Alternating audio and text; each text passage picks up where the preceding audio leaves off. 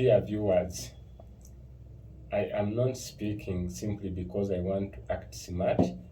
No. I am speaking because I have found out that my home district, Nakasongola, is lagging behind. Gone are the days whereby I was still a kid, used to go to school, come back, go to school, the neighboring district, study. I started my primary in Nakasongola, my primary education from Nakasongola, and then secondary education from Luweero. So, gone are the days whereby I used to go to school, spend the entire academic term, go back home, find the district the same way I'd left it. No new structures that are maybe being implemented, no any kind of a new program that is really going on. I literally found nothing at all. I used to find nothing at all. It is even still existing. It is still existing. Nakasongola as a district, in terms of development, is still lagging behind. Why? The reason as to why Nakasongola is lagging behind, it's because of the existence of leaders. I would literally say dormant leaders. They are not doing their work.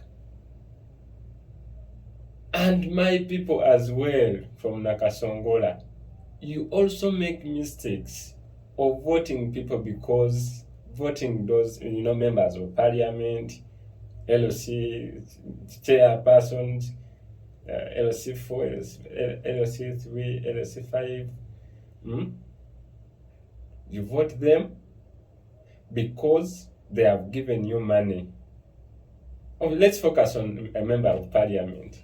So a member of parliament is going to come and give you 20,000 or 10,000. What is it going to do for you? What is it going to do for you in 5 years? Oh no, nothing at all.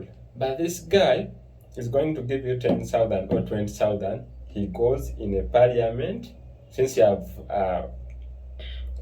casted your vote to them, and they move to the parliament. Reaching there, they will make sure that they get their money in 3 folds.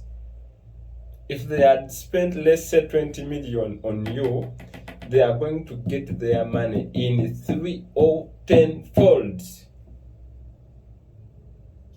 Yeah, because they knew your problem was just 20k.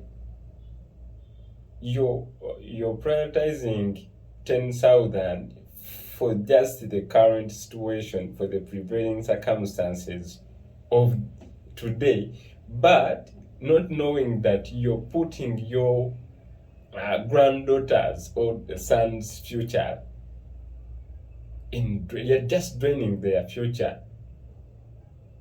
So please, whenever you're casting your vote, make sure you don't vote someone simply because they have given you money. Vote someone who you say, this guy is resilient, this guy is capable of doing it, this guy will represent Nakasongola as a district, this guy will develop us. So don't dare make a mistake again by voting people that are going to go in parliament and sit, wait for the following or the upcoming, campaign, and then come back, request for the vote with a backup of giving you the same money they had given you before. So Uganda's parliament has now become a brooder of MPs. They come as people that are speaking up. You'll be like, oh yeah, this is the right person. Reaching there, they were your voices. In your presence, they act as your voices. But in your absence, they become silent. In your presence, they act as your voices. But in your absence, whenever they're in parliament, they become silent. That's why I'm saying parliament is now brooding some members, waiting for just like a paycheck on each and every month, which is not good. So someone cannot even raise up or propose for the prevailing problems which Nakasongola people are facing, and yet you're a member of parliament. And yet you're a member of parliament. My people in Nakasongola are facing various number of problems. You find someone struggling to take a kid to school. They struggle to take their kids to school. They have problems of school fees. Why is it all happening? Private schools are now charging highly. Government schools are not providing the adequate services would expect from a school. So someone to acquire that quality education, you have to take your kid to a private school, which is somehow competitive. And that's why people from Nakasongola that have got a little, they are taking their kids to the neighboring schools and neglecting the little schools we have around Nakasongola, the district. So why don't we just deploy highly competitive teachers? Why don't we just build schools? Why don't we elect leaders that are going to put that in existence, other than you struggling to take your kids to some other schools in the neighboring districts? We have problems we are going through, poor roads, but members of parliament, the members of parliament we have, they can't raise that. Why?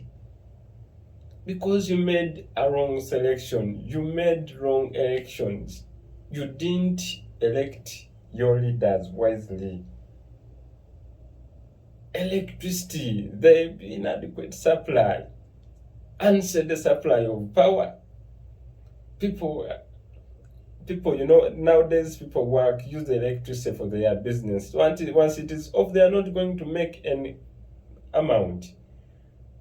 We still suffer.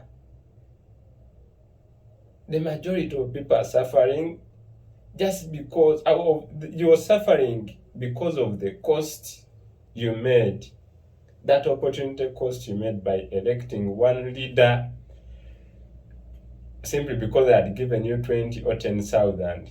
It's the reason as to why you're suffering.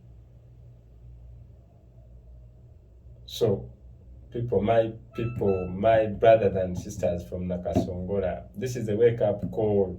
Please, we are going to elect our MPs in January, obviously 15th, but don't elect someone because they have given you money. Elect someone who is capable of doing it. Elect someone you see that is capable of doing it. So please,